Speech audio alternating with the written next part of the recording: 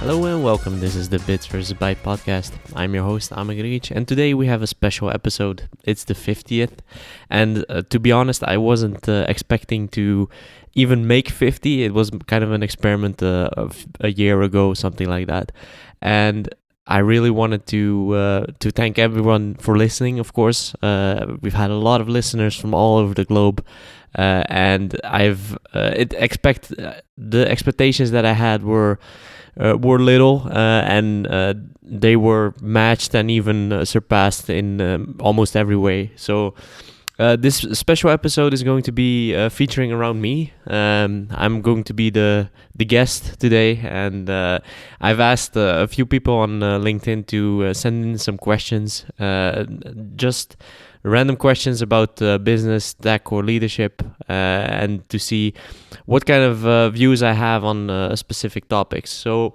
I would like to start off with the first question, and the first question is from Olaf Molleveld. He was one of the guests on the show as well, and he kind of made this. It was kind of a sarcastic question, but I think it was a valid question as well. So I wanted to start off with that one. And his question was: is there a problem that blockchain solves? So I understand why this question was asked the way it was. Of course, blockchain has gotten a lot of hype over the years, and especially with crypto, but also just in general, everybody was like, yeah, blockchain is going to solve everything. And that's kind of the stigma that surrounds blockchain in that sense. But there are very valid things to consider when looking at blockchain. So blockchain itself is not a new technology in that sense. It's a technology that has been around for years and years. But it's made popular by the whole cryptocurrency movement and, of course, Bitcoin in that sense.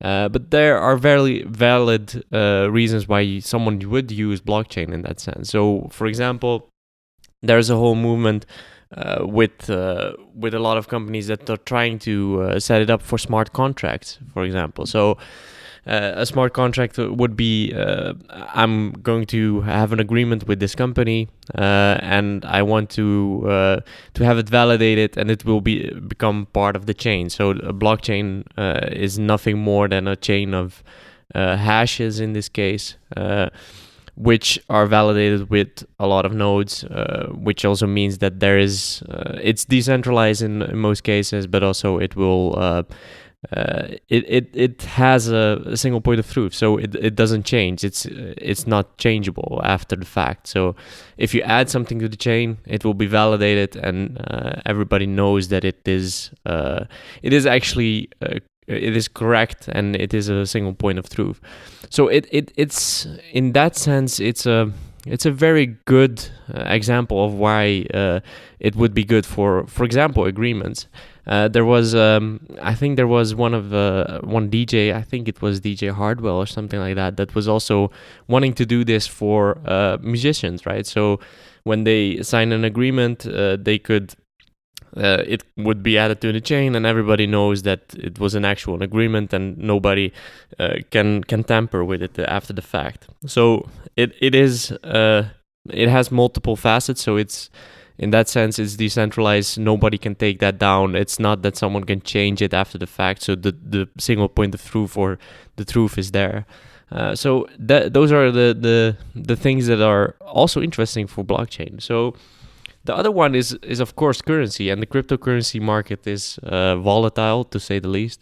But there are valid reasons why someone would use this as a technology for a currency, because as we already said, it's not changeable after the fact. So if I'm transferring you funds, or currency in this case, it would mean that for sure that happened, nobody changed it, and you know that it actually it's the truth. It's not something that's been changed afterwards.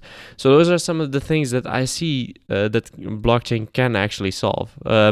People are going way too far into the discussion of where it could be applied, and then there's also a thing that I believe in, is that you should take blockchain if it actually solves your problem. So if it doesn't solve your problem and you just want to use it because you're gonna get funding from investors because it sounds cool. That's not the way to go, and that's I think my opinion on blockchain and what I see it can solve. But as I said, it's better to think about, okay, does this actually solve the problem that I want to solve when I'm creating something technological?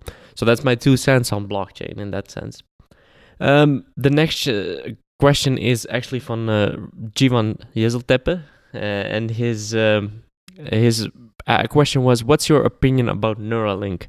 So Neuralink is, for the people that don't know, it's kind of something that Elon Musk started up, or at least with a few other people. And it's basically some kind of a brain implant, if you can call it like that. And there's a lot of controversy about brain implants and implants in general, because there was a lot of talk about maybe putting chips in people and stuff like that. And there's a lot of ethics surrounding that. So what happens with that technology when it's implanted, right? Who is going to be in control of that? Is this going to be used for brain control, something like that? There's so many facets around this that are still unknown, but the real deal here is to actually enhance people with technology. So that's what they want to get with this brain implants. So when you have a brain disease, for example, there are a lot of brain diseases like Alzheimer and stuff like that, where people are like, okay, maybe this can be a solution to that, right? Maybe this can help someone that has a problem with something in the brain or whatever. Maybe this can help correct that, or at least make it more bearable for someone. And that's a very valid point, and I think that that's interesting to see how that will evolve. The thing is that it is still something that's in very, very early stages. There's been a demo about how that would work and how it would look like, but there are a lot of facets that are still up in the air in that sense, because there's a lot of moving parts here. So if you put in a brain implant, there's things like what happens with the fluid inside of the skull, and there's so many things that go around making this kind of a solution that it's still up in the air to see what is actually going to happen with it. But then we come to the next part, and that's the brain itself. We don't know a lot about the brain itself. We barely scratch the surface around what's happening in the brain when you have a particular disease, or what happens in the brain when you respond to something. So we measure things like brain waves and stuff like that, but it's still something that we can't wrap our heads around. And that's also one of the reasons why, for example, when people talk about artificial intelligence, it doesn't make sense, because we don't even know how our own brain works, let alone create an artificial one. So that's the other side of why it's so hard to create these kinds of solutions. And I applaud Elon for taking up these kinds of challenges, because these are challenges that a lot of people don't see, right? It's something that or rather you do see, but it is hard to fathom, to start working on such a problem, right? And he's doing that for a lot of things, and mostly it's kind of in the startup phase where he's like, okay, I'm backing this, I want to really change this space. But there are a lot of scientists surrounding this Neuralink thing. So I think it's interesting to say the least, but it is still very early to make some assumptions around what it's actually going to be used for, but also how is it going to work surrounding ethics, but also that implant cannot sit in your skull probably for your whole life. So How is that going to work? Are you going to get a new version every time a new implant comes out? What's going to happen with that? So those are some of the things that technology is still pretty bad at solving. That happens with, for example, your phone as well. Your phone is probably going to last like 3 or 4 years, and after that it's not working anymore because the software doesn't support it anymore. The software has gone further than what the hardware on the phone can actually support. How is that going to work with Neuralink as well? How when you get that brain implant, what's it going to run, right? What's it going to run in terms of software, hardware, and stuff like that? So it's very early, but it is an interesting thought. And yeah, that's my 2 cents on the Neuralink thing. Then I would like to go to the next question, and the next question is by Amer Sabirovic, also one of the guests that was on the podcast. And his question, it was a lengthy one, but I tried to make a summary out of it. And his question was more in the sense of, okay, so you've talked to all these people on the podcast. What is your kind of red line between all the guests you've had up until now? And I've really had a good thought about this, because there are multiple things that came that kind of shine through all those kind of conversations that I had. And one, I would like to split them up in 2 things. So one is more in business and in kind of leadership related, and the other one is more in tech. So what do you see as kind of technologies that shine through in all those podcasts that you did?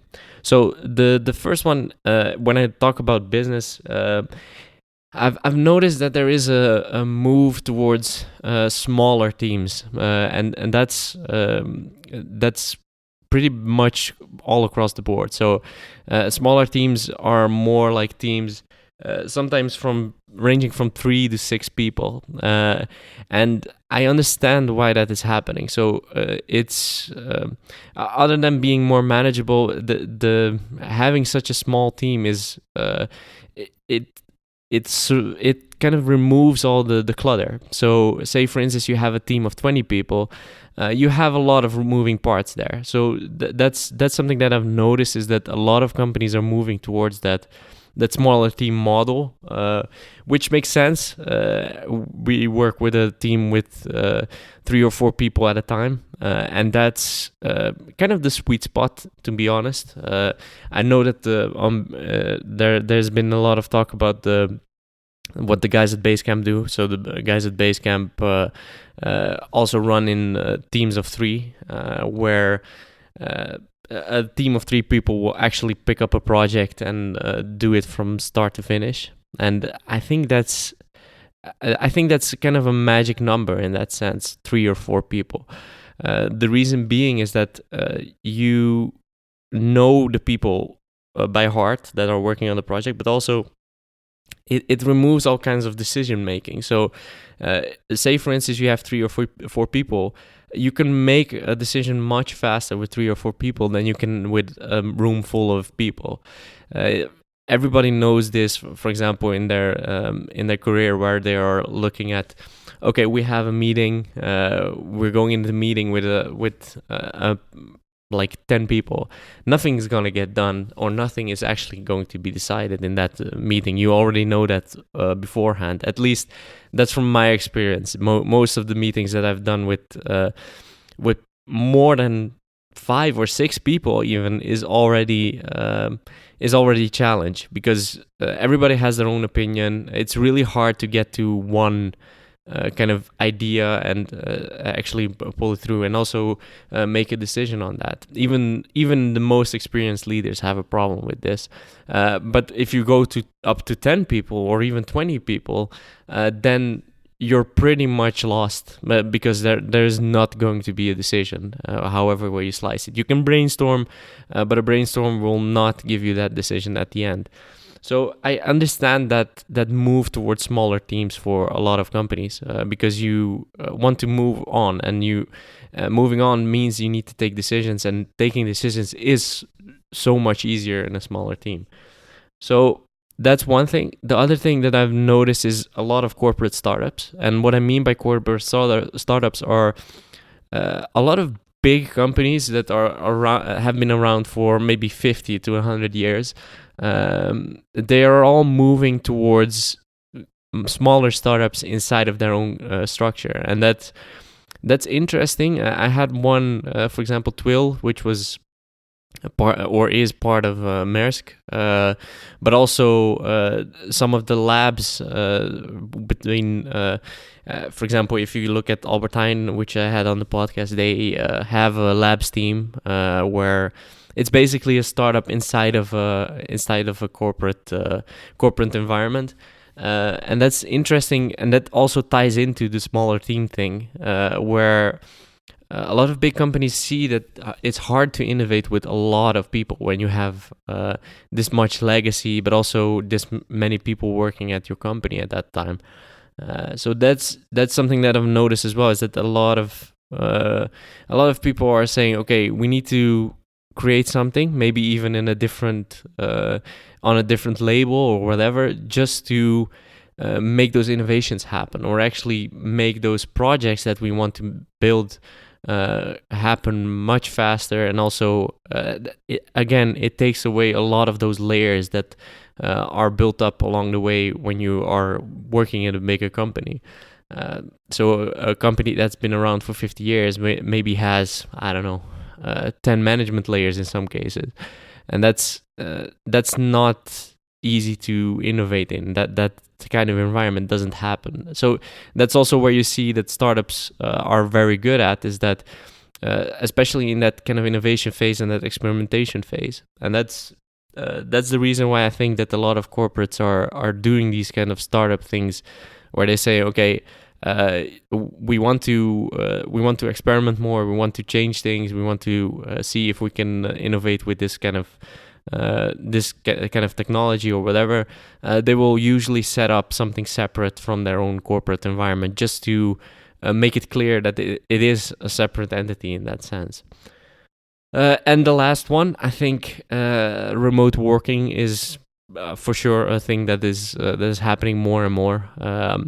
And remote working can be in all kinds of ways. I've talked to Sietse Saibrandai from GitLab about this as well. They have, I think, 500 to 700 people working at the company, and they're all remote. So it's a completely remote organization. And the technology supports that right now. So internet speeds are getting better. Video conferencing is much more normal. And I've noticed it myself working with a remote team, that it's basically not so different than having someone here. The only difference is that you need to think about it a little bit more in terms of planning, right? So, for example, what I do is I go to the developers on our side every half of a year, so every 6 months, and we discuss more of the general lines of what's going to happen in the next half year. But the other things we discuss while just on video conferencing, on daily stand-ups, for example, and talking about, okay, this is what we were talking about, and while I'm on site, we'll talk about, okay, let's already start kind of planning user stories and seeing what we actually need to create if we want to create this product. So remote working is a big thing that's happening all around, from startups to actual bigger corporates, where they see that, for example, in the Netherlands, it's very hard to find development capacity, and or at least not even development capacity, but general IT people, good IT people in general is hard to find in the Netherlands. So we see that movement towards looking, for example, in the Balkans, India, not so much, because that was a kind of a thing that was happening before. But people are kind of seeing that, oh, you can also do it in the Balkans, which is easier, but also it's just an hour flight or 2 hours of flight, and also the kind of culture is pretty much similar to what we have in Western Europe. So remote working is definitely one of the things that's getting more and more popularized. And also then the tech part, because there was a lot of things that passed the kind of the show in that sense. The tech part, you see that voice is becoming a big thing, of course, with all the voice assistants being placed into homes. And I think the last thing that I saw was that there are like 110 million smart speakers all over the world, and that number is only growing, and that kind of signals something. So it signals that there is going to be a new kind of way that the people are going to interact with your brand, but also just interact in general with technology. And we have an Alexa in the office as well. It is just something that is going to be a thing, and it's a very big part of what new interfaces are going to look like. So voice is a big thing. A lot of corporates are starting to work with it, starting to test out what can we do with voice. I've talked about it with a few guests on the podcast, and I see that happening in the sense that for example, if I need something repaired, why shouldn't I be able to say that to a smart assistant instead of calling someone and waiting in line just to get that thing working, or going to my computer and actually typing something in? Because a lot of companies already have the kind of mobile app or whatever to report, for example, if you have some damages at your house or whatever. But doing it by voice is more natural in that sense. But then again, voice assistants need to get better at kind of seeing those kind of things and putting things in context. And they are getting better at that. For example, the Google Assistant is better at understanding that kind of context thing. So when I say who is Barack Obama, for example, it will tell me who Barack Obama is. And when I ask a follow-up question, for example, how old is he? It should know that kind of context is there. So those are the things that voice assistants are getting better at, and when they do get better at it, it will also be a more viable thing for people to use. Of course, there's the ethics thing. Everybody's listening to what you're actually saying. It is a thing, and it's actually been in the news lately that a lot of these smart speakers, but also voice assistants, are listening to what you are saying. And I think Amazon added an opt-out thing now for people that don't want to get listened to by other humans. So voice for sure is going to be a thing. Well, then we have the whole AI thing that I already briefly talked about.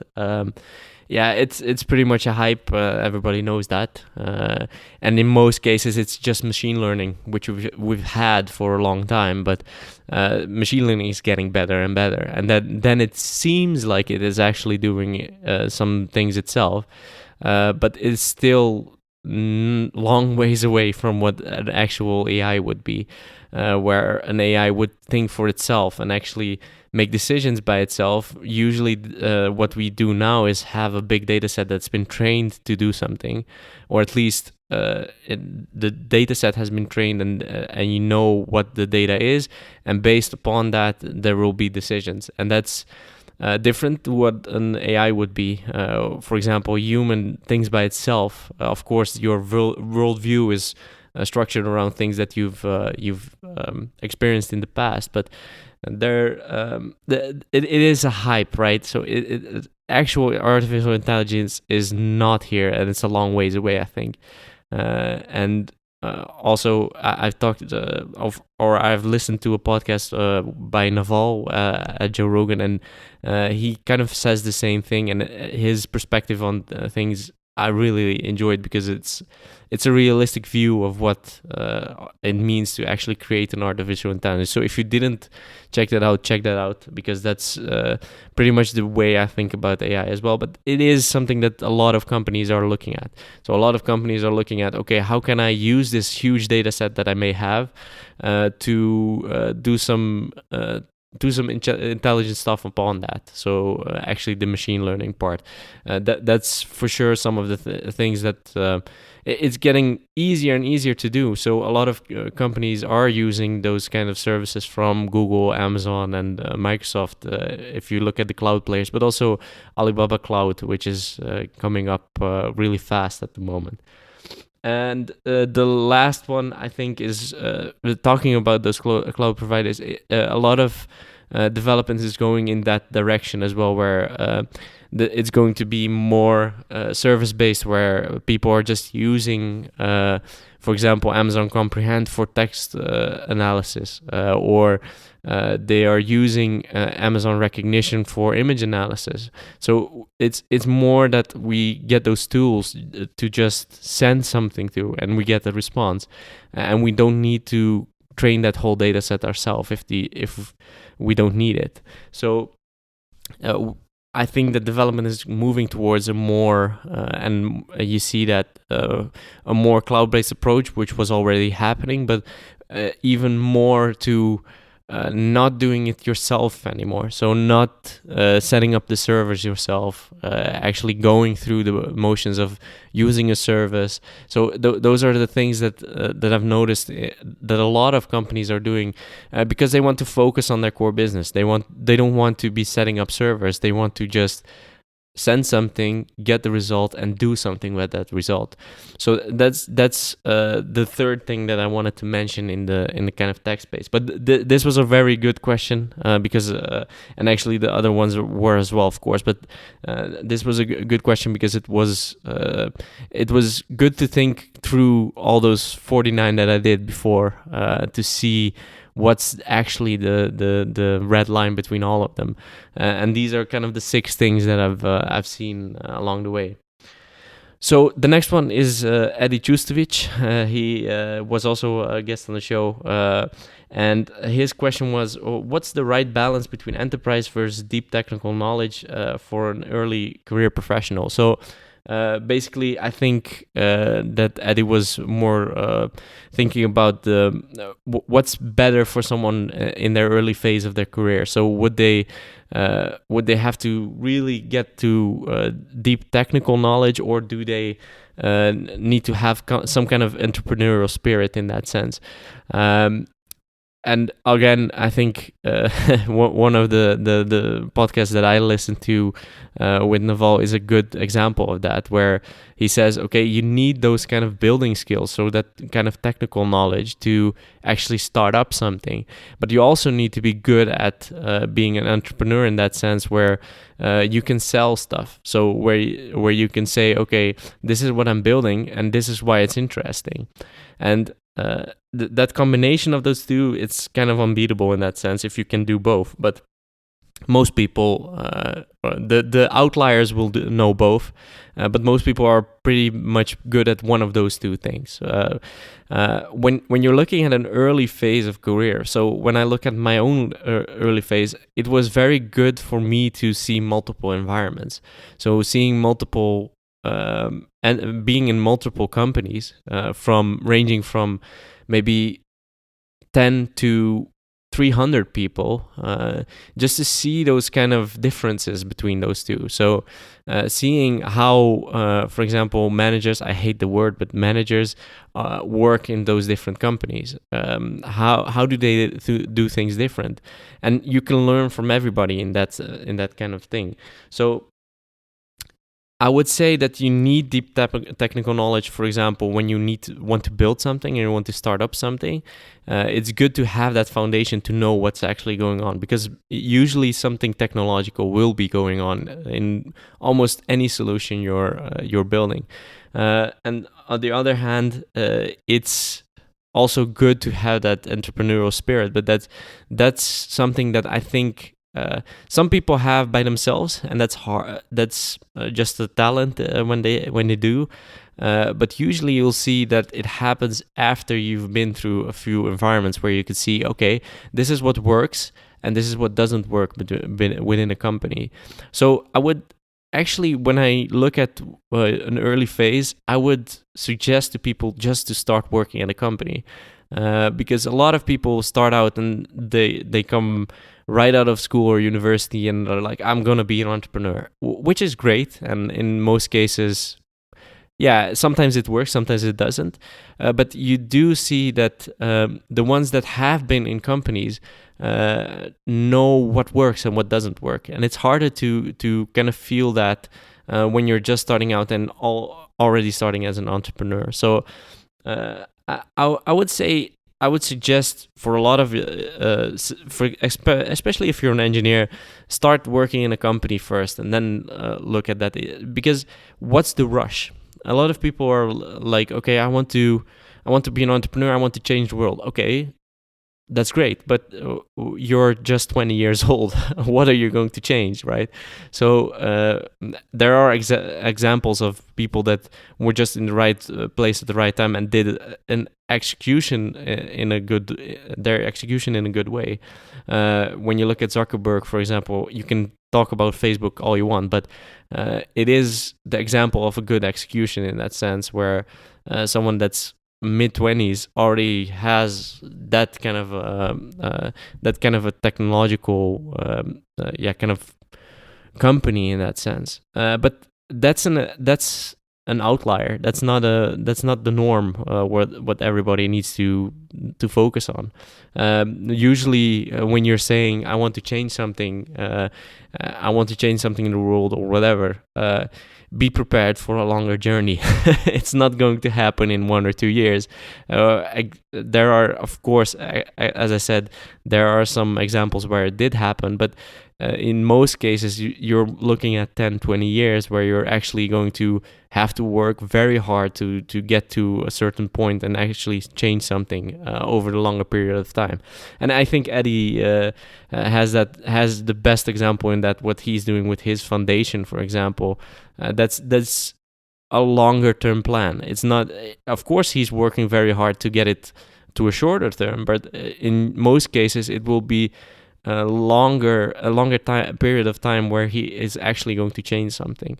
So that's my 2 cents on that. I think it's a great question. What someone would do in their early phase of their career. Not everybody is the same, but I would suggest just focusing on first getting the kind of basic knowledge and seeing how a company works, and then actually going up until in the entrepreneurial kind of spheres. So the next few questions actually are by Faris Acina, and they're very interesting. So I would like to go into the first one. So how to hire the top 1%? So it's a very interesting question. So the question is more, do you want to hire the first 1% or the top 1%? So the top 1% are the people that are the extraordinary engineers, if you can call it like that.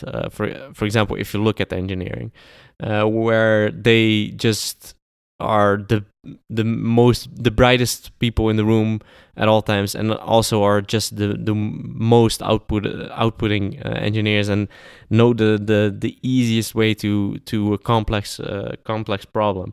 So the question is, do you even want those top 1%? Because you're probably not going to get them, at least not when they're at that level of top 1%.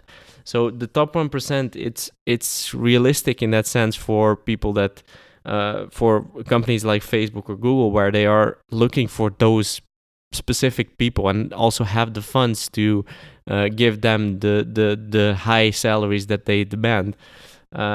So if you want to hire those people, if you actually see that you're striving towards those kind of extraordinary people, the best thing is actually to see if you can hire them early, and that means knowing what is needed in that top 1%, and actually seeing those kind of people when they come out of their university or whatever, where you can see, okay, this person has a lot of potential. They're not there yet. They're not the top 1%, but they are that good that they could go towards that level. The hard part here is then they need to have the right guidance to get to that 1% if you want to get them there.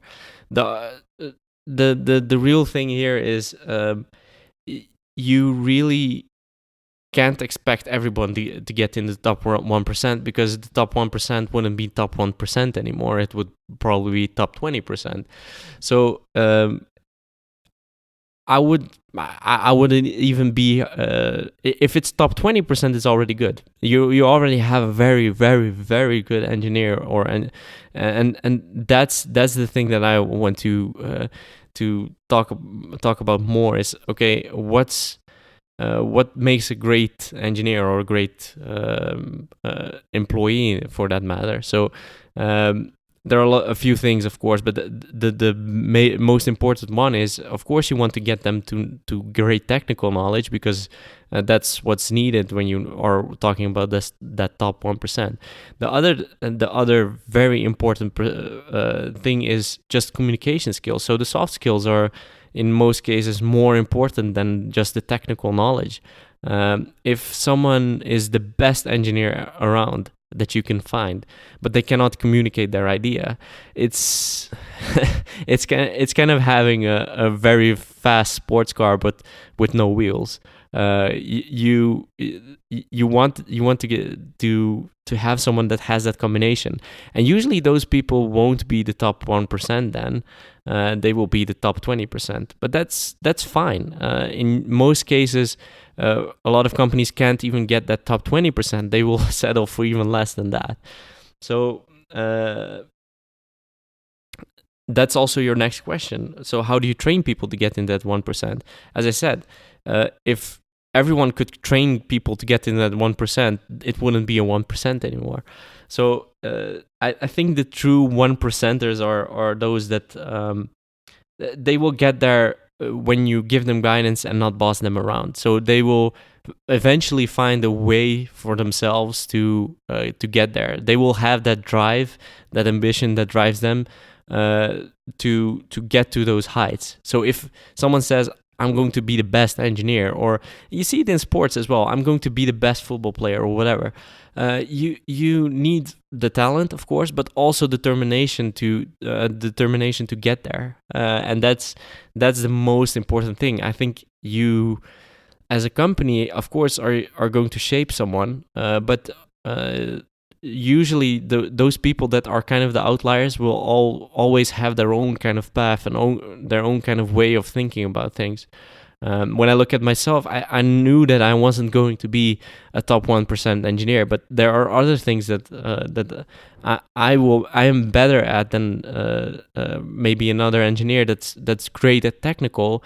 I know that my skills are somewhere else, so that's something that someone needs to find out for themselves as well, and it ties into the question that Eddie asked before. You need to.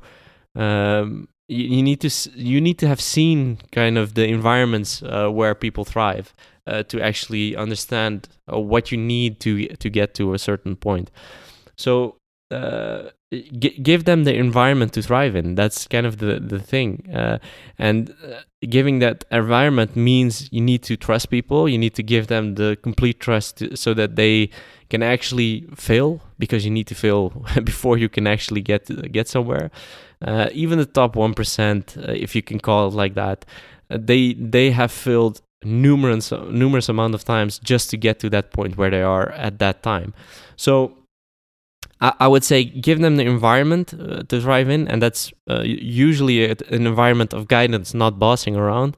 But also, why should you always look for the top 1%? Of course, it's fine if you can get that, but don't stress out about it too much in that sense. So the second one is, or the third question actually is, what are the top 3 daily routines of good leaders? So that's a very broad question, but what I kind of got a cop-out answer in that sense, because everybody's different. So when you look at the very, very good leaders, no top 3 is the same, and no routine is the same. They will all be doing some stuff differently. A lot of people are like, oh, you need to get up early in the morning at like 4 a.m. and then start your day off with exercising, because then you can become a good leader. That's not the case, right? Everybody's different in that way. There are a lot of good leaders which are, when you look at the kind of prototype of what a good leader should be, they're pretty horrible actually when you look at it, and that's something that I've noticed. So, but things that are the same usually are characteristics. So some of the characteristics that I've already talked about is empowering through trust, right? So when you trust someone, when you actually give them that trust, you will see that they will deliver. So that's one thing. But the other thing is, you need to have a clear understanding of what your business is, but also having a vision upon that. So people are going to follow that. They are going to follow that vision that you have. They're not, of course, they're also going to follow you, but they're also going to follow that point on the horizon where you say, okay, this is where we need to go, and this is what we need to do to change stuff. So that's another characteristic that I've noticed that a lot of these big name leaders have. For example, what Elon Musk has with the Neuralink, what I talked about, that's a very, very distant future thing when you think about it, but it is also a vision thing where people can get behind. And that's what I mean with a clear understanding of your business, but also your vision that you want to portray. And just consistency. I can't stress it enough. Consistency every single day. If you're saying that you're working towards something, if you're saying you're going to do something, you have to show that you are going to do that. If you don't do that, people will not be able to follow you. So that's one of the characteristics where a leader a good leader shines through, where they the action speaks louder than words thing is just really true in that sense, where if you show every single day that you want to get to this point, you will get there. But also the people that are following you, if you can call it like that, they will follow you for that particular reason, where they see that you want to get this done. So those are kind of the 3 things that I would say are important, and it's hard to get a daily routine in that sense, but that's the things that I've noticed along the way. So the next question is how to prioritize like a pro. It's a great question. A lot of people have a lot of issues with prioritizing what they should be doing at that particular time.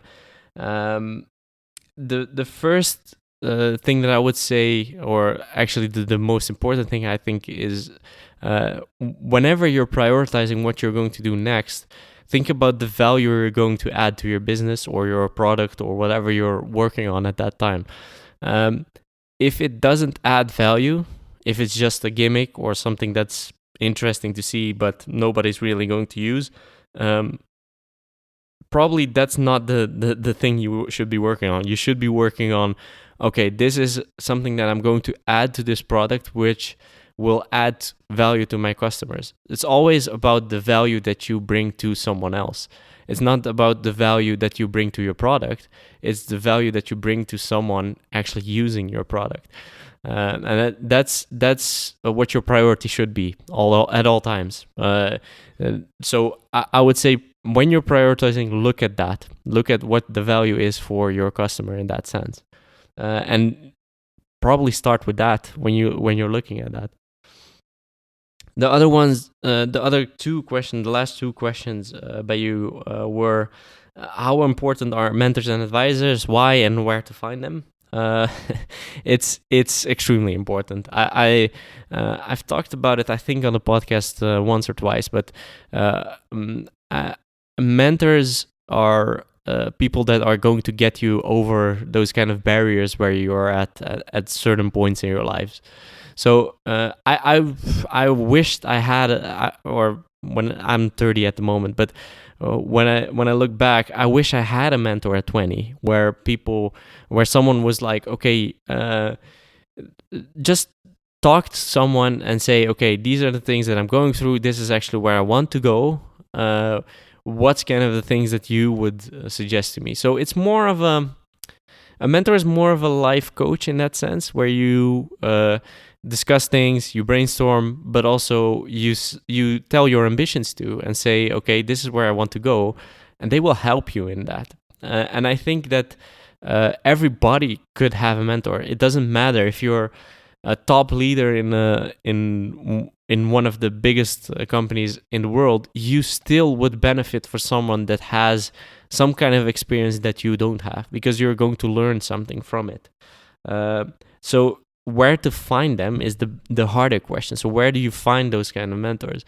I think it's hard to ask someone to be your mentor, however way you slice it, because you're kind of feeling like you're taking up their time, especially when it's someone that's already has a busy business or whatever.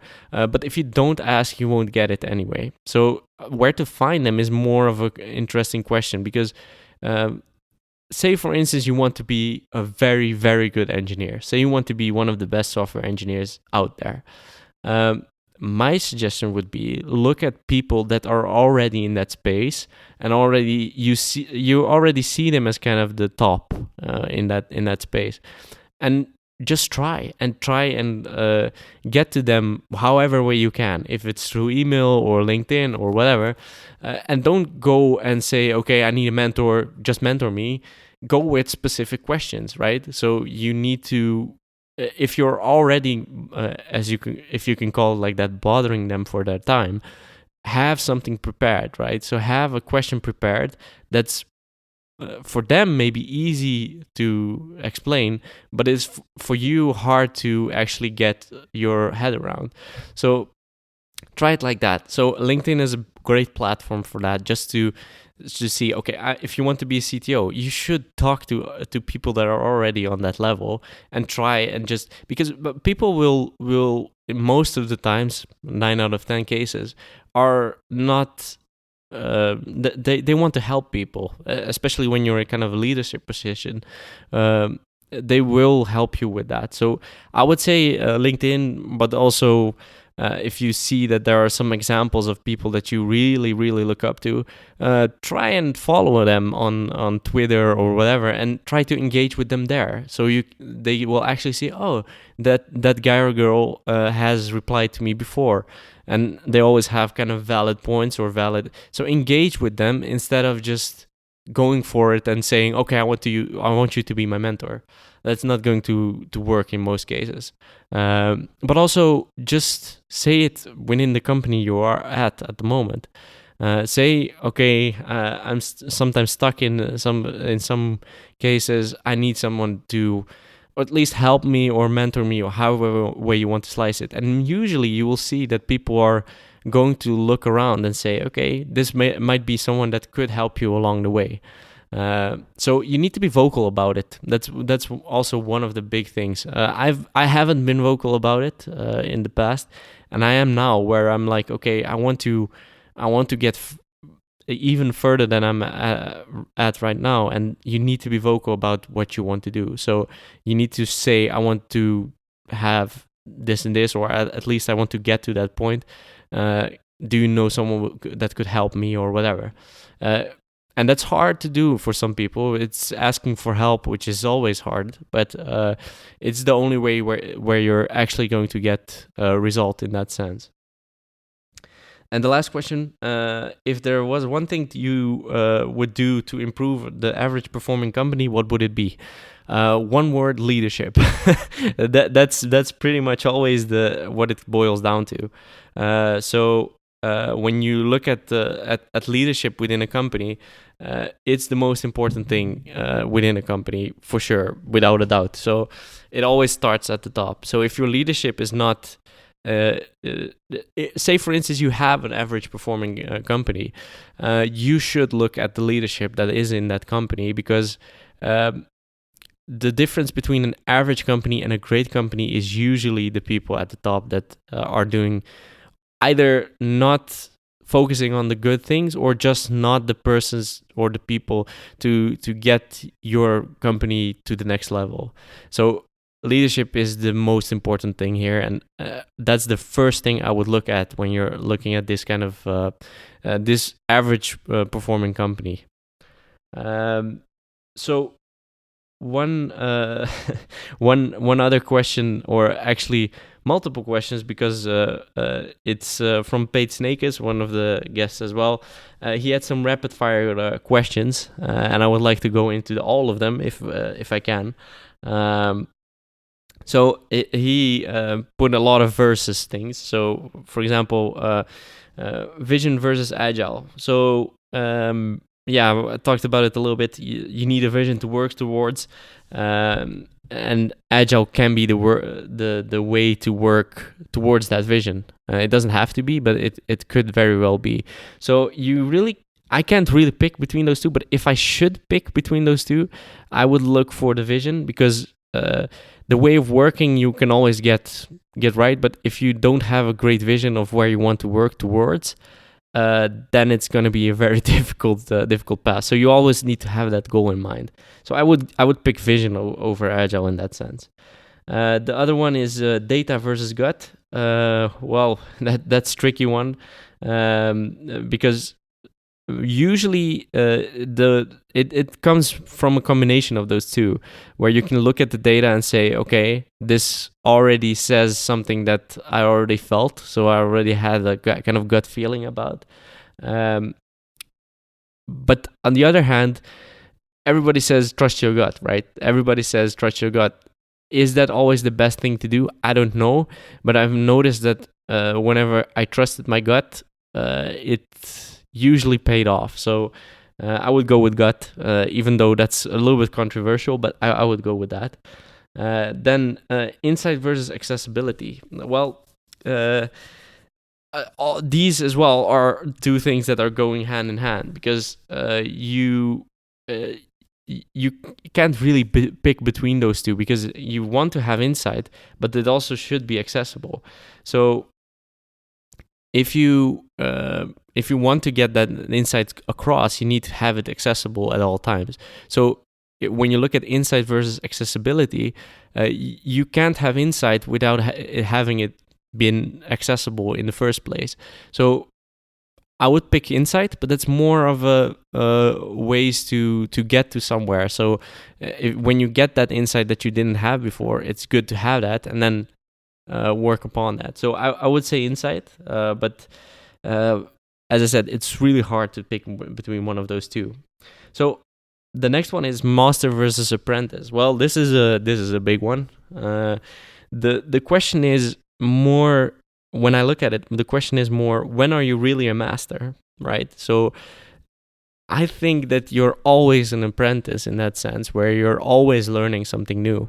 And that's kind of a cop-out answer, but it is something that is true, right? So even though someone masters something, I look at, for example, I saw a video not too long ago from someone that was doing Brazilian Jiu-Jitsu, which was like heavy black belt, kind of one of the best Jiu-Jitsu guys out there, and he was still learning from people that maybe when you look at it are not as skilled as he was, but he's still, when they are explaining something about a technique or whatever, he's still listening to what they are saying. So in that sense, you're never really a master. You're kind of always an apprentice. So if I need to pick between those two, it's probably going to be apprentice, because I feel like you're always, when you're always in that state, you kind of become a master along the way. The other one is notes in your margin of your books versus ebooks and Goodreads. Ebooks all the way. I'm not someone that jots a lot of things down. So I would say ebooks just because of the convenience. Then an interesting. This is more an audio thing. Infinite 96 kilobytes of Spotify for life versus 20 of your favorite albums on vinyl. So I would probably, well, I love a very good audio quality, but I would probably go with the Spotify thing just because I couldn't pick 20 albums. That's pretty much my answer on that one. Then failing versus reading. So both are very important. I would say failing is kind of the top of the list for me, because I love just doing things and seeing what works and what doesn't. Because you can read all you want, but if you don't try it and fail, you are not going to get anywhere. So I would say failing 100%. Then drawing versus conference calls. Well, I suck at drawing, but I also hate conference calls. So I would go with someone else. I would go with something else all entirely. I would go with thinking, because I like to think about things. Even though if it doesn't go anywhere, it's good to have that kind of mental training. So drawing versus conference calls, I would pick thinking. Something totally different. Then Linus Torvalds versus Steve Wozniak. Linus, probably because of his rants, and also because he created a great operating systems. So Wozniak more of because of his groundwork with Apple. But if I have to pick, I would pick Linus, and the reason being is that he has, well, Steve has that as well, but I think that he has kind of an innate passion, and that also comes out in his rants, because he really loves that thing that he created, and he's still involved in it after all these years. So I love that about I love it when people have that passion and are going through with it through and through. So I would go with that one. So the next question is generalist versus specialist. That's a hard one, because I've always loved being a generalist on the one hand, and I think it's good to be a kind of broadly knowledgeable, but in the end, it's better to look at what you're uniquely good at. For example, if you're a good communicator, look at that, right? So it's great to be an engineer and be a communicator, but if you're a good communicator, you should probably not just look at the engineering part. You should look at things that you can add to someone's company or whatever. So I would say that it's good to be a generalist, but when you look at the long term, where you're actually going towards, it's even better to be a specialist, because you have a unique kind of set of skills in that sense. So KPIs versus MPS.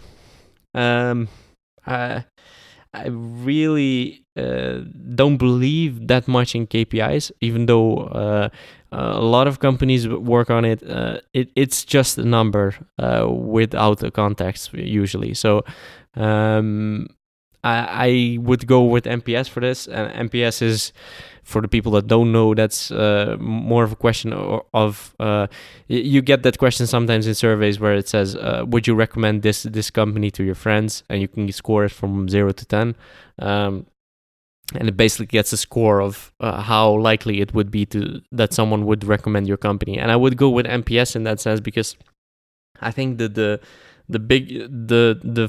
businesses that in the end prevail are the businesses that focus on that focus on what the customer wants, but also just the great service that they're providing. And the great service almost always shines through in that MPS score.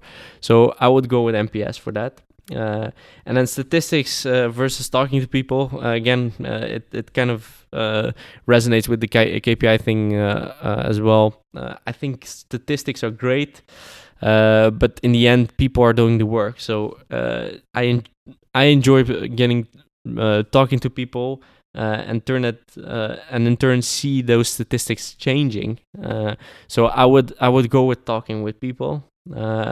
So in the end, again, that's what's going to make a company in that sense. It's the people. So if you get that right, if you get those people to trust you, to believe in your vision that you have, it will always shine through. And then string theory versus loop quantum gravity. String theory, I would go with just because I know it from the Big Bang Theory, but that's pretty much it. I really don't understand physics, or at least some basic physics, but I'm not that deep into it, to be honest. So that was the last question for today, and I would love to thank the people that sent in the questions, because they were very interesting to talk about. And of course, happy anniversary to my podcast with the 50th. And of course, people, you can find the Bits vs. Bytes podcast on bitsvsbytes.com, all major podcasting platforms, and also Instagram, Twitter, and LinkedIn. It's all Bits vs. Bytes. And there's a newsletter where you can sign up for 5 things about business, tech, and leadership. It's on bitsvsbytes.com/newsletter. And I would like to thank you for listening. And until next time.